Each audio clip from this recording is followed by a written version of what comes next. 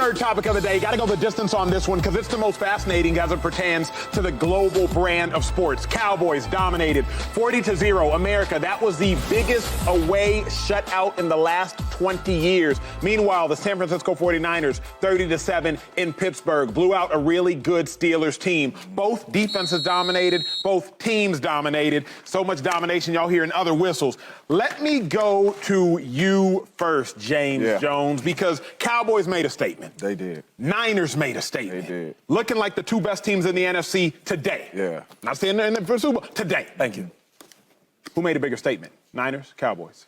I got to go with the Cowboys, man. And I don't know if they was the Sunday Night Football, so I was a little bit locked in on their game a little bit more. But we seen the defense. We seen Micah Parsons all over the field. I mean, we seen them blocking field goals. We seen them pick sixes and all that. I truly believe that the Giants are a better football team than the Pittsburgh Steelers. Okay. Right? I think we all picked the Pittsburgh Steelers to kind of finish last in that division, right? Giants in the NFC we gave. So I feel like the Giants are a better football team than the Steelers. Bless you. And the way they dominated on all phases, special teams, offense, defense, all phases, running the football, the Cowboys look dominant like they are the team to beat. Yeah. The Niners looked well, but when you talk about 40-0, do you know how hard that is? That is hard. I don't care who you play. I don't care if it's the worst team in the NFL versus the best team. It's hard to skunk somebody. 40-0 to go out there and all phases to ball out like that, and especially look like that on the defensive side of the ball. To be honest with you, the way they looked, it's like, is anybody going to score on them, to be honest with you, the way they played. So I got to say more impressive. I got to go with the Cowboys. Okay, good point. I got to go with the Niners, like by a large margin. Large? Yeah, I mean, you said it was a blowout, right? It was a blowout, donut. I mean, but the Niners, they gave up 7 points. They gave up 7 points. I mean, so however you want to put it. But anyway, as a whole team, right, as a whole group, on offense, let's talk about offense first, because we know both teams on defense play well. Yeah. But on offense, Brock Purdy was probably the best player on the field. If you was watching the game, he was lights out. Hitting guys open, right? And the playbook was there. Yeah, no doubt. Throwing them open deep or short. Contested passes.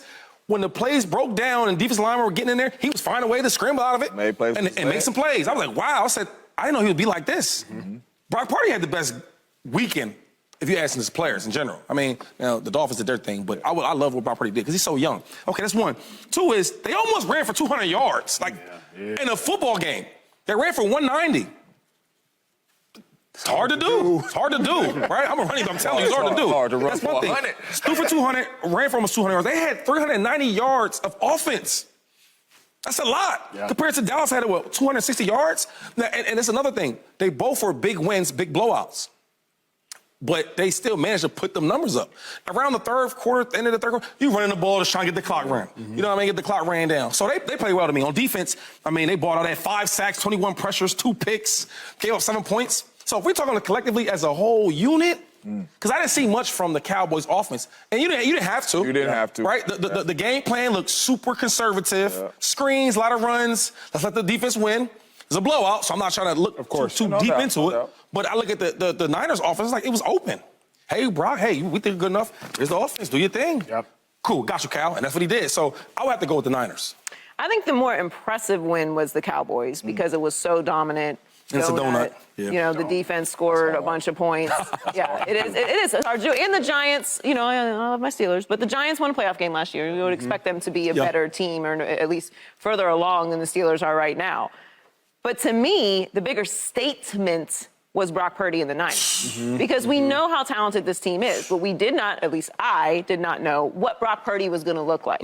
Coming off of a shortened off season with an injury, That's right. is he going to step in and look how he did last year? And he did. Yeah. That's scary to me because I truly was waiting for this information to decide if I'm going to be riding this Niners wave. And I'm here. I've arrived. I don't know if y'all want me here or not, but I'm here now. Because it really is. It's such a dominant team. It's such a dominant defense. They have such dynamic pieces and weapons. I mean, we don't need to list them. We all know what it is. Yeah. Brock Purdy was the question. And for him to come in and look how he looked, again, as young as he is, he's not played an entire NFL season yet.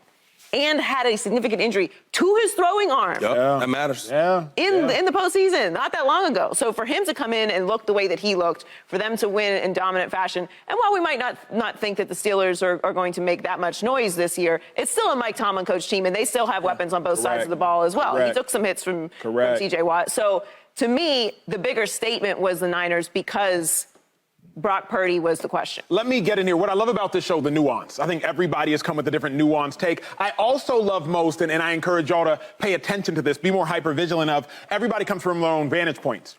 Shady brought up rushing yards. No doubt. Niners ran for 190 points. So impressive.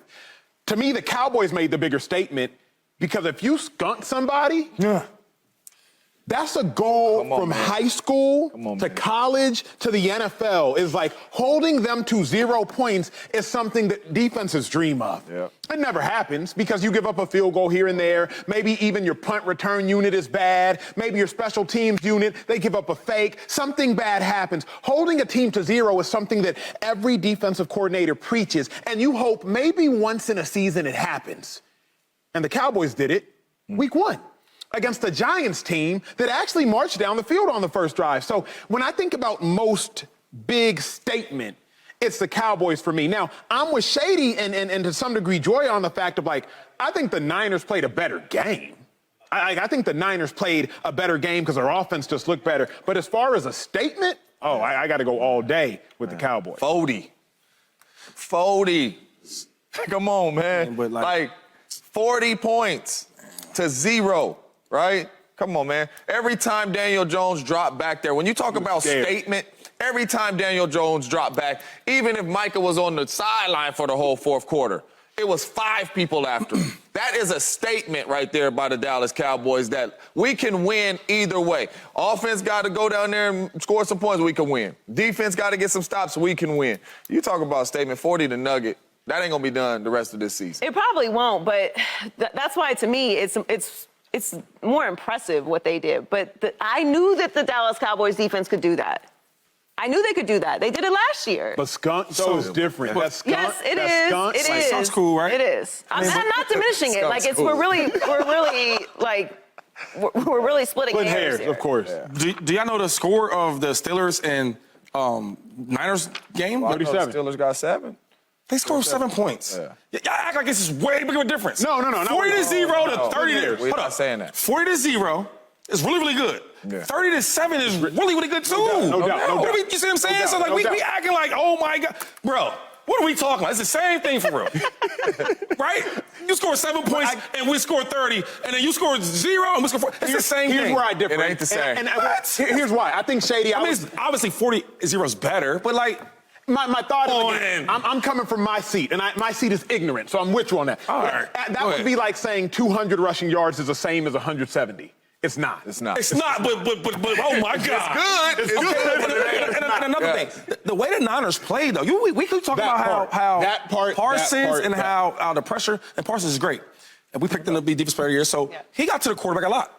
But God darn it, the Niners was everybody saying how bad Kenny Pickett played. He didn't play well, but man, that defense all them dudes in the backfield, and this is the worst part. This is the scary part about it. Talk to me. Bosa ain't been there in camp all year. He ain't been in camp. He been chilling. And listen, I haven't been in a holdout, but I know players that been in holdouts. They not training like they in training camp. Yep, you're right. Imagine when he gets, 60 plays in him.